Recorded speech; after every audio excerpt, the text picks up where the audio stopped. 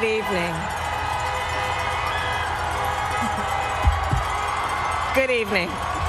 Thank you. Thank you. Good evening. So, thank you. Good evening. So, Congressman John Lewis, before his passing, wrote, "Democracy is not a state, it is an act." And what he meant was that America's democracy is not guaranteed. It is only as strong as our willingness to fight for it.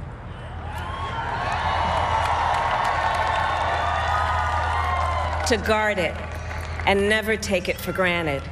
And protecting our democracy takes struggle, it takes sacrifice, but there is joy in it, and there is progress, because we, the people, have the power to build a better future.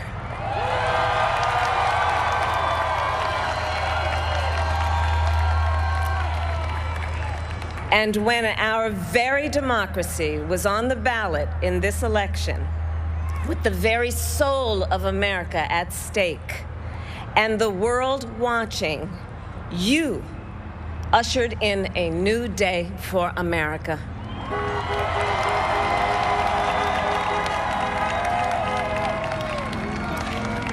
To our campaign staff and volunteers, this extraordinary team, thank you for bringing more people than ever before into the democratic process.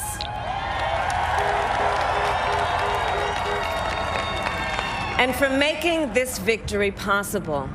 To the poll workers and election officials across our country who have worked tirelessly to make sure every vote is counted, our nation owes you a debt of gratitude.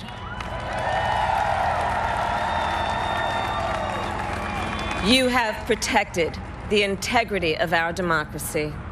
And to the American people who make up our beautiful country, thank you for turning out in record numbers to make your voices heard.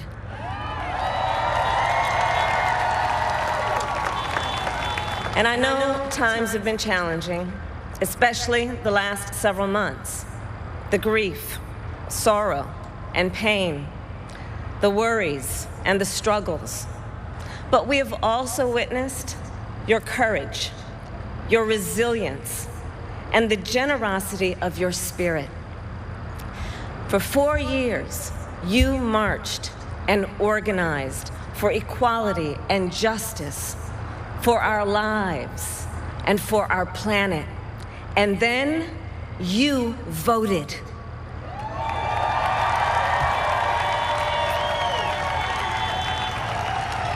And you delivered a clear message. You chose hope and unity, decency, science, and yes, truth.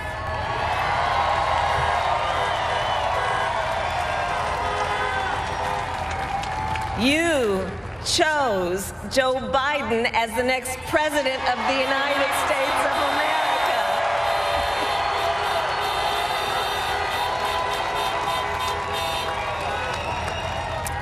And Joe is a healer, a uniter, a tested and steady hand, a person whose own experience of loss gives him a sense of purpose that will help us as a nation reclaim our own sense of purpose. And a man with a big heart who loves with abandon. It's his love for Jill, who will be an incredible First Lady.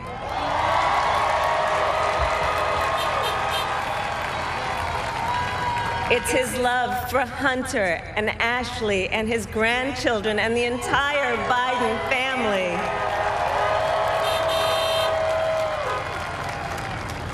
And while I first knew Joe as vice president, I really got to know him as the father who loved Beau, my dear friend who we remember here today.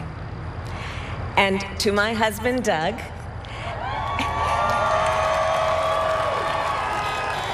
and our children, Cole and Ella, and my sister Maya, and our whole family, I love you all more than I can ever express.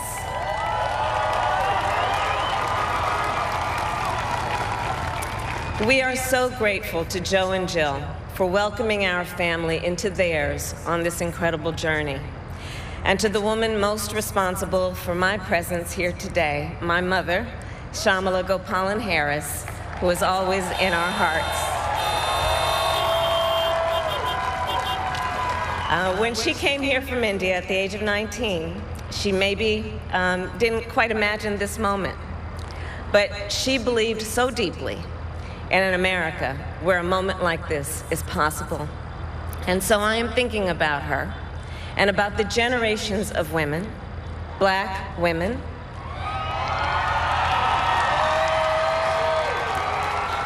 Asian, white, Latina, Native American women,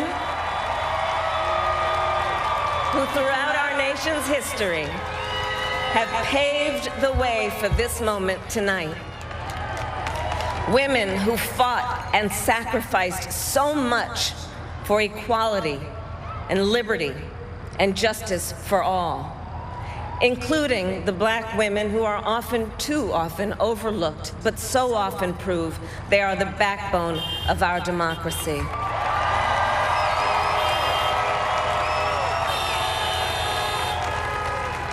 All the women who have worked to secure and protect the right to vote for over a century, 100 years ago with the 19th Amendment, 55 years ago with the Voting Rights Act, and now in 2020 with a new generation of women in our country who cast their ballots and continued the fight for their fundamental right to vote and be heard.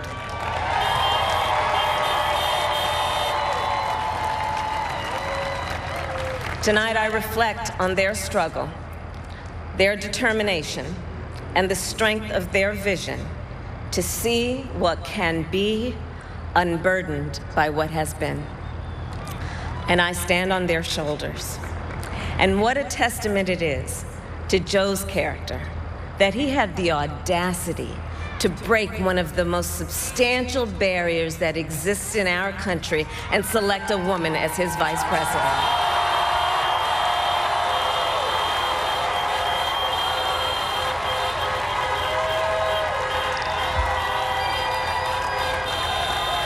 But while I may be the first woman in this office, I will not be the last.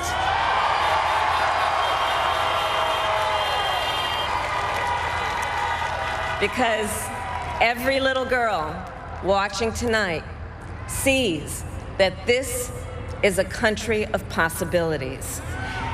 And to the children of our country, regardless of your gender, our country has sent you a clear message.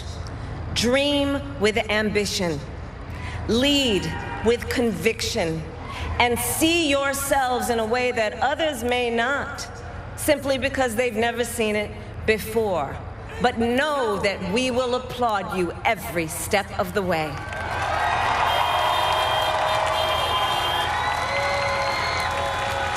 And to the American people, no matter who you voted for, I will strive to be a vice president, like Joe was to President Obama, loyal, honest, and prepared, waking up every day thinking of you and your family.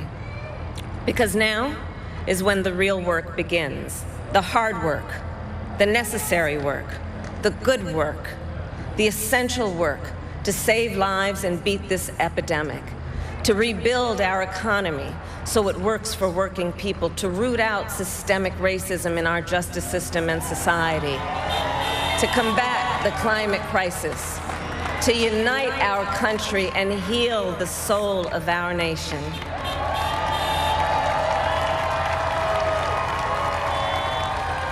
And the road ahead will not be easy, but America is ready.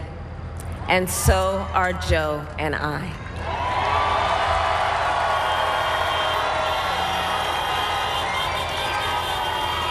We have elected a president who represents the best in us, a leader the world will respect and our children will look up to, a commander-in-chief who will respect our troops and keep our country safe, and a president for all Americans.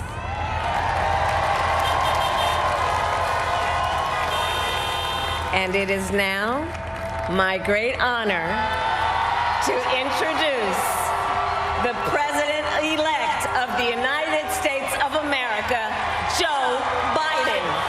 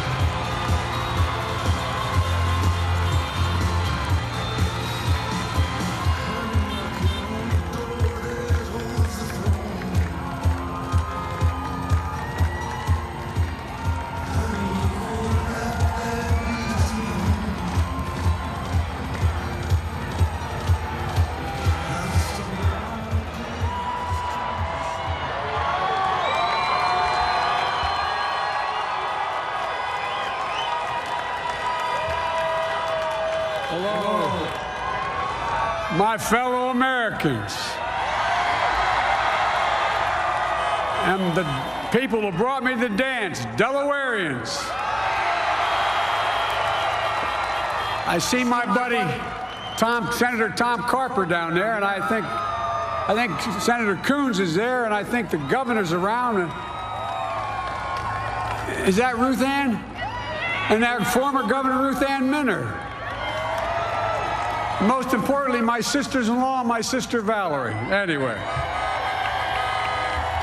Folks, the people of this nation have spoken. They've delivered us a clear victory, a convincing victory, a victory for we the people. We've won with the most votes ever cast on a presidential ticket in the history of the nation. 74 million.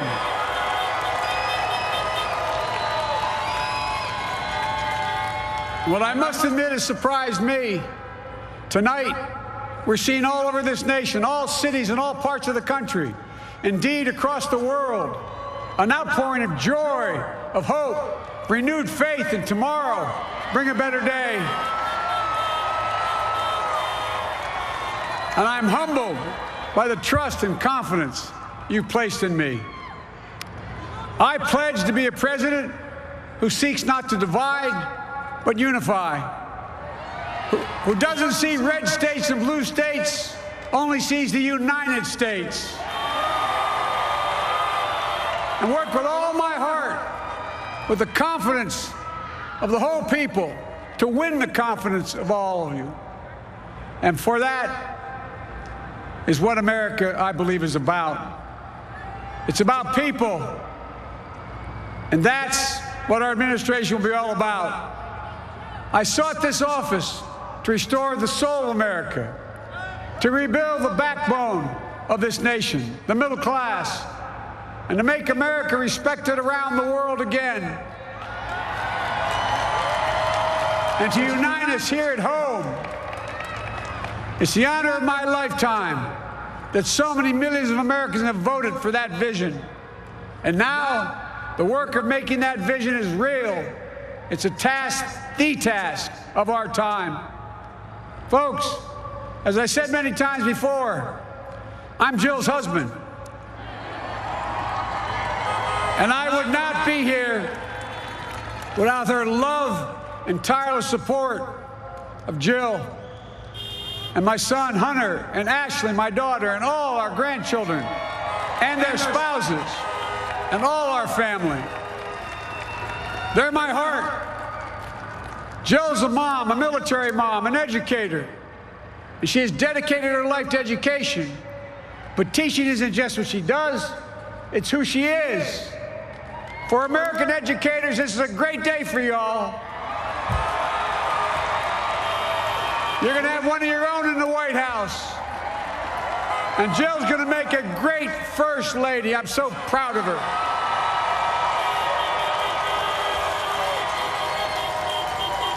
And I'll have the honor of serving with the fantastic Vice President who you just heard from, Kamala Harris,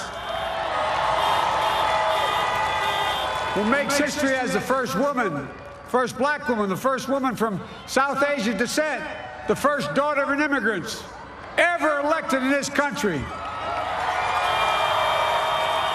Don't tell me it's not possible in the United States. It's long overdue. And we're reminded tonight of those who fought so hard for so many years to make this happen. But once again, America's bent the arc of the moral universe more toward justice. Kamala, Doug, like it or not, your family, you become an honorary Biden, there's no way out. All those of you who volunteered and worked the polls in the middle of this pandemic, local elected officials, you deserve a special thanks from the entire nation. And to my campaign team and all the volunteers and all who gave so much of themselves to make this moment possible, I owe you. I owe you. I owe you everything. And to all those who supported us, I'm proud of the campaign we built and ran. I'm proud of the coalition we put together, the broadest and most diverse coalition in history. Democrats, Republicans, independents, progressives, moderates, conservatives, young, old, urban, suburban, rural, gay, straight, transgender, white, Latino, Asian, Native American. I mean it, especially for those moments, and especially for those moments when this campaign was at its lowest ebb. The African-American community stood up again for me. You've always had my back, and I'll have yours.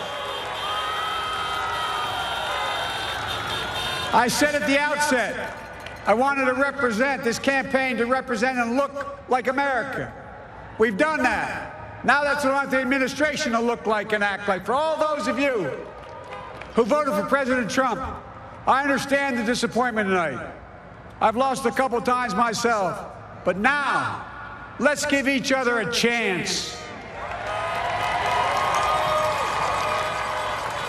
It's time to put away the harsh rhetoric, lower the temperature, see each other again, listen to each other again. And to make progress, we have to stop treating our opponents as our enemies. They are not our enemies. They are Americans. They're Americans. The Bible tells us, to everything there is a season, a time to build, a time to reap, and a time to sow, and a time to heal. This is the time to heal in America.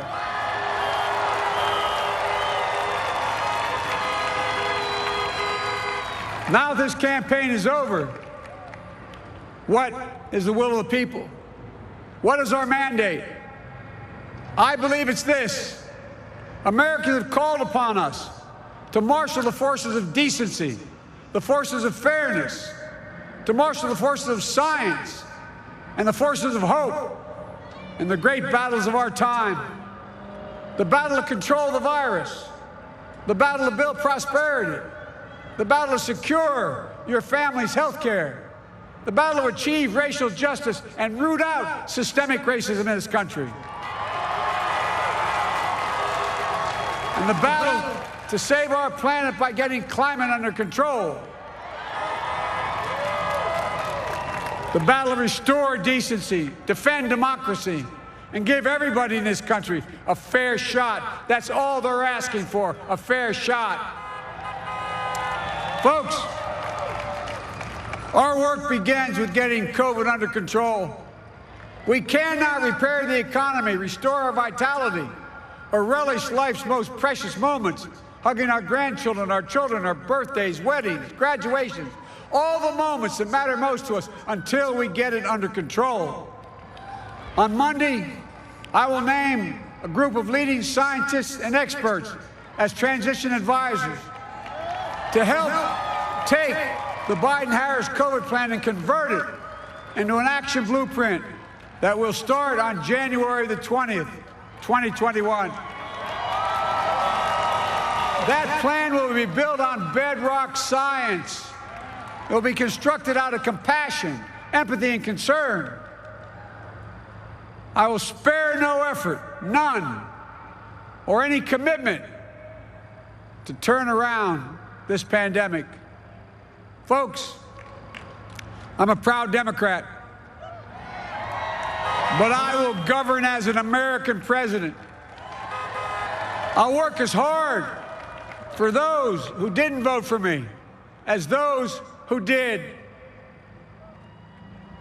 Let this grim era of demonization in America begin to end here and now.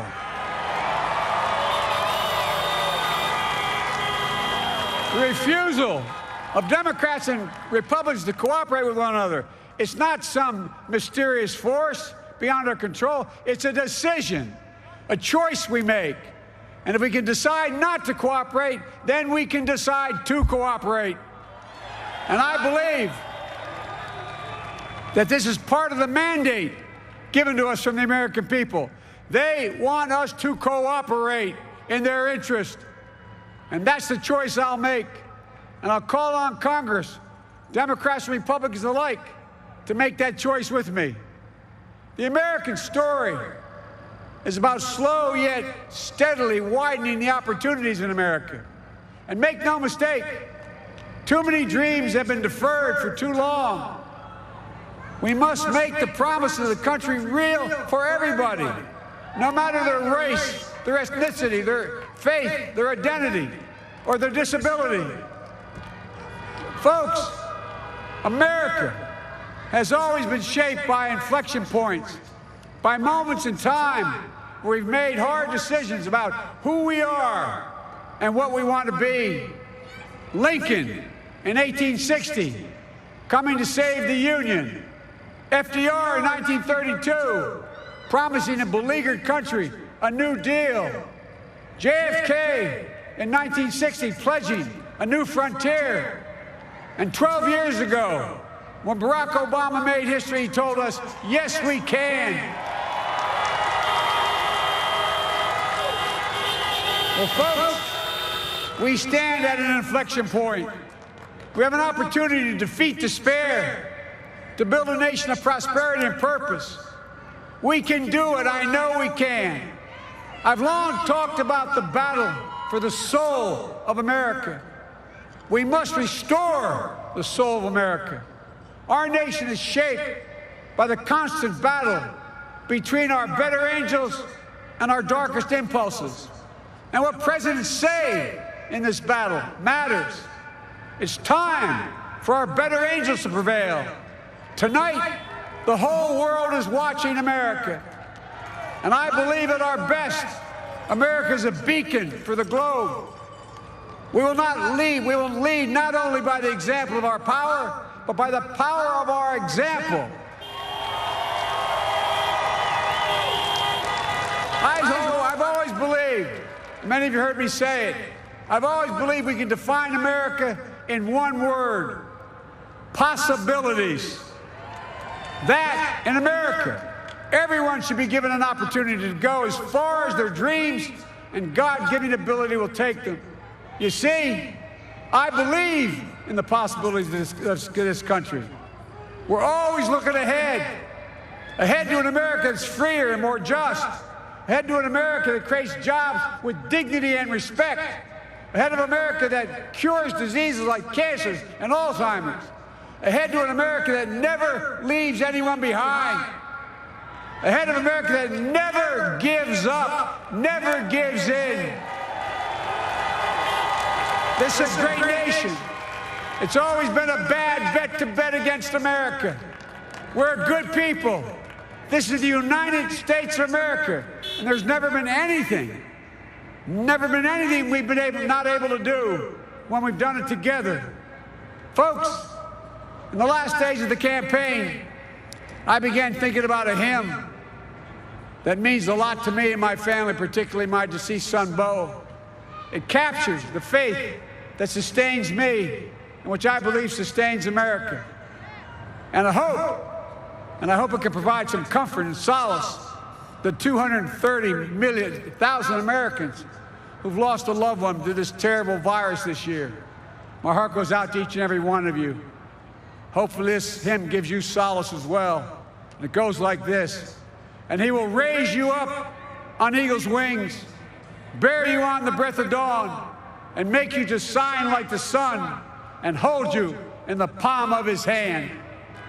And now together, on eagle's wings, we embark on the work that God and history have called upon us to do, with full hearts and steady hands, with faith in America and in each other, with love of country, a thirst for justice.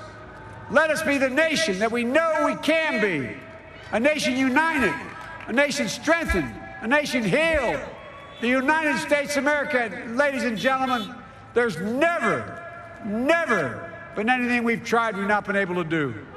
So remember, as our grandpapa used to say when I walked out of his home when I was a kid up in Scranton, he said, "Joey, keep the faith." And our grandmother, when she was alive, she yelled, "No, Joey, spread it.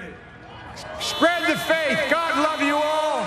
May God bless America, and may God protect our troops." Thank you, thank you, thank you. The President-elect of the United States